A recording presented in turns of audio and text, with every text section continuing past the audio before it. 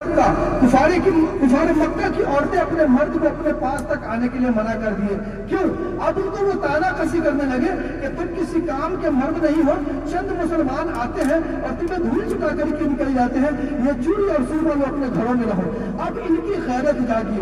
اس وقت میں میرے دوستوں مدینے کے اندر یہودیوں کا 3 بہت بڑا قبیلہ آباد تھا. بنو قریظہ, بنو قنیقہ, بنو نذیر. بنو نذیر بڑا بدماش قبیلہ تھا. کس طریقے کی حالات تھی؟ حالات جو تھی امریکہ والی حالات تھی کہ 2 ملکوں کو ہتھیار دیتے ہیں پھر آپس میں لڑواتے, وہ حالات تھی. پیارے آقا علیہ السلام جب مکہ سے مدینے کی طرف ہجرت فرماتے ہیں تو ان تینوں قبیلوں کے ساتھ ایک ایگریمنٹ بنتا ہے, ایک عہد نامہ, ایک معاہدہ ہوتا ہے, اور اس ایگریمنٹ میں کیا لکھا جاتا ہے کہ آپ جس بت کی پوجا کرتے ہیں, آپ جس مورتی کی پوجا کرتے ہیں وہ کریں, اور ہم جس رب کی عبادت کرتے ہیں وہ کریں گے. لیکن اگر کوئی مدینے پر حملہ کر رہا ہے باہر سے, ہم سب کو مل کر کے ساتھ دینا پڑے گا.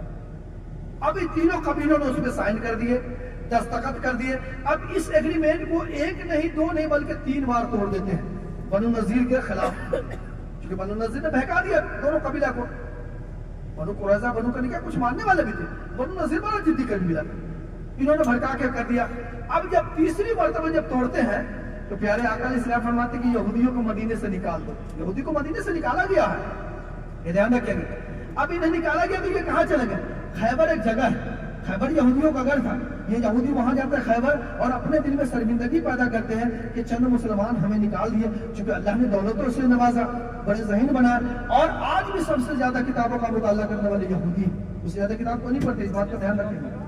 اب کرے کیا؟ ان کو پتا چلا کہ ابو سفیان ان کے ابھی بھی مسلمانوں کا خون کے پیاسے ہیں, کیونکہ ابو سفیان مکہ کے سردار بنے تھے, ملک کے شام سے تجارت کر کے آتے, بہت ساری دولتیں کما کر کے آتے, تو مکہ کے سردار بنے تھے. اب یہ کرتے کیا, ابو سفیان سے ملتے ہیں. لہٰذا ابو سفیان کی اب ہمت بڑھی, قریش مکہ کی ہمت بڑھی کہ چلو اب ہماری بیویاں عزت کریں گی, لگتا ہے کہ ہماری عزت برقرار رہے گا. لہٰذا 12 سے 15 ہزار کا لشکر لے کر کے مدینے کی طرف آتے ہیں. اسی جنگ کا ذکر قرآن کریم کے 21ویں پارے میں ہے, اسے جنگ احزاب بھی کہتے ہیں. پیارے آقا علیہ السلام میٹنگ بلاتے ہیں, پنچایت بلاتے ہیں, ان میں مشورہ ہوتا ہے. کیا فرماتے ہیں؟ اے میرے جانشینو, کفار مکہ, قریش مکہ 12 سے 15 ہزار کا لشکر لے کر کے آ رہے ہیں, اور اس جنگ سے کس طریقے سے نپٹا جائے. لہٰذا سب نے اپنا اپنا مشورہ دیا, لیکن سلمان فارسی رضی اللہ تعالیٰ عنہ فارس کے رہنے والے تھے میرے دوست, اور ایک یہودی کے غلام بن کے مدینے میں آئے تھے, پادری خاندان سے تعلق رکھتے تھے. وہ کیا فرماتے ہیں؟ یا رسول اللہ صلی اللہ علیہ وسلم, ہمارا مشورہ یہ ہے کہ مدینے کے اندر جنگ ہو, اور جنگ ہونے سے پہلے خندق کھودی جائے. کیوں؟ ہمارے فارس میں جب جنگ ہوا کرتی تھی تو دشمنوں کو روکنے کے لیے خندق کھودا جائے.